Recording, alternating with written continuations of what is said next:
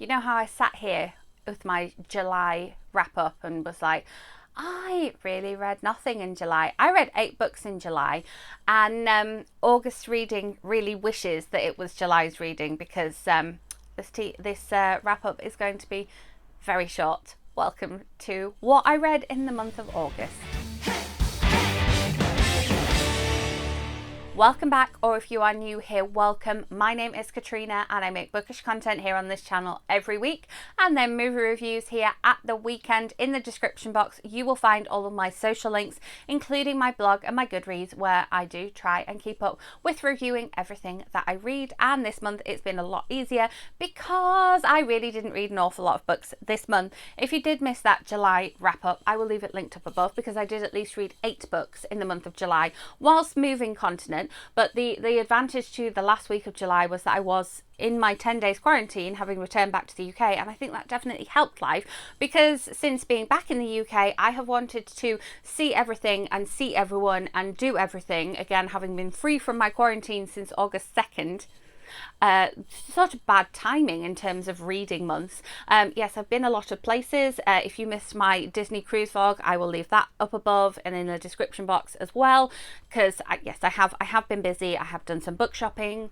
That video also came your way, and yes, I've been seeing people all over the country because I haven't seen them for a long time, but it means that I haven't done an awful lot of reading. So I managed to read 4 things this month, which still averages as 1 thing a week. Not too bad. But yes, I did read The Little Shop of Hidden Treasures Part 2, Secret Loves by Holly Hepburn, which I did talk about in my August TBR, making a vlog of and reading this one in and around York. But then I realised that it wasn't long until the September Part 3 one of this series came out, and so that has been pushed to September because I would not have had time to fit it into August reading.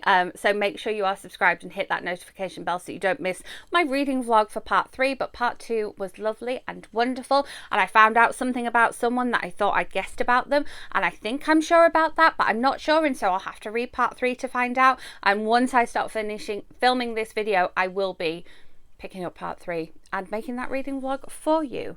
Yes, one of the things I read. I will leave it in the description box because there is still time to read parts 1 and 2 before picking up Part 3, which by the time you watch this video will already be out. Then I listened to the audiobook of If the Shoe Fits by Julie Murphy, which was on my TBR. And this one was just wonderful. I highly recommend the audio because it is narrated by Jen Ponton, who is a fantastic actress, and I follow her on Instagram. And when I heard that she was narrating it, I was like, yes please. And this one is a retelling of Cinderella. It has great fat representation and it features reality TV and shoes. It's like this book was written for me, and it's amazing, and I don't know why more people are not talking about it. This is Julie Murphy's first adult novel, and it's just amazing, and I love everything that Julie Murphy writes, and really recommend this one. It will be in the description box if you wanted to order yourself a copy. Recommend the audio though. Really recommend the audio. Then we have The Promise of Summer by Bella Osborne, which did come out in 4 different parts. I read part 1 and then I started to read the ebook of the whole thing because I had a review copy, and then I decided to just bite the bullet and listen to the audiobook, and Mum and I listened to this audiobook together in the car, so I got to re-listen to part 1. All very exciting. I enjoyed the fact that this is one of those books where you get to definitely watch the main characters kind of grow and learn and change. We went on a journey, and we also went on some physical journeys. We went on some train journeys. I really enjoyed getting to meet our sort of main male character as well. I thought he was really interesting and not somebody you often see represented in books. This one felt like a little bit of a departure from Bella Osborne's usual writing, in that she normally has quite sweet romance in her novels, and this one just got a little bit more raunchy and a little bit more out there.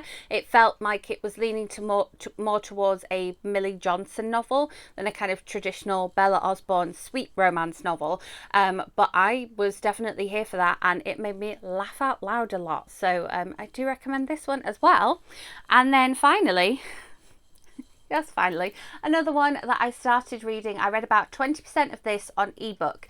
And I will say that when I was reading the ebook, I was really struggling with the switches between characters, because this is Three's a Crowd by Simon Booker, which just came out here in the UK the end of last week.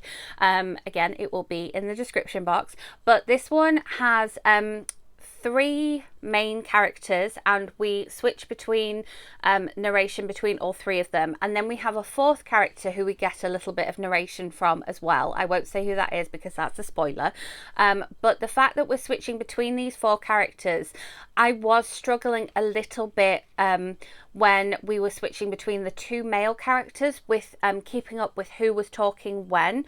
And it doesn't help that the two male characters are related as well, and both of them interact with the female character, and so I was struggling a little bit, and listening to the audiobook definitely helped because it had multiple narrators. So again, if you can access the audiobook for this one, I do recommend it. I was expecting, with Three's a Crowd, with, you know, two people, father and son, being in love with the same woman, or, you know, having some sort of attraction for the same woman, I was expecting this one to be of the sort of slapstick comedy nature, but this one actually delves into some deeper topics than I expected it to. We have some really good mental health representation here, in different forms as well, and some of the topics that Simon Booker tackles in this one just don't get tackled in this genre of writing an awful lot, and so I really applaud what he did here.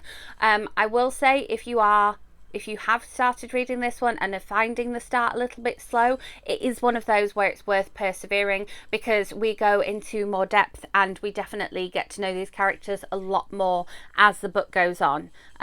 So yeah, I hope I summarised the four things that I read in the month of August well enough for you here. I think a bit like July, even though I did only read 4 things, I did enjoy all 4 things that I read. I was a bit worried at the start of Three's a Crowd that I wasn't going to be able to get into it, but the key to me was switching to the audio, and I think probably if I had persevered with the ebook, I would have got there eventually. But I will say that the audio narration was really great, and I'm glad that I did decide to buy the audiobook. If the shoe fits, an excellent audio as well. So I will be back with that Little Shop of Hidden Treasures reading vlog for you very soon. So make sure you are subscribed and hit that notification bell so that my next bookish video pings up on your phones, iPads, computers, wherever it is that you watch my videos.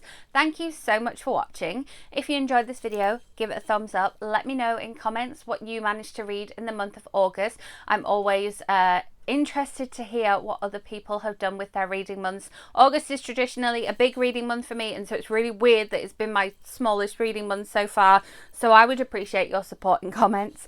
I will be back with another video for you very soon, so I will see you then. Thanks for watching.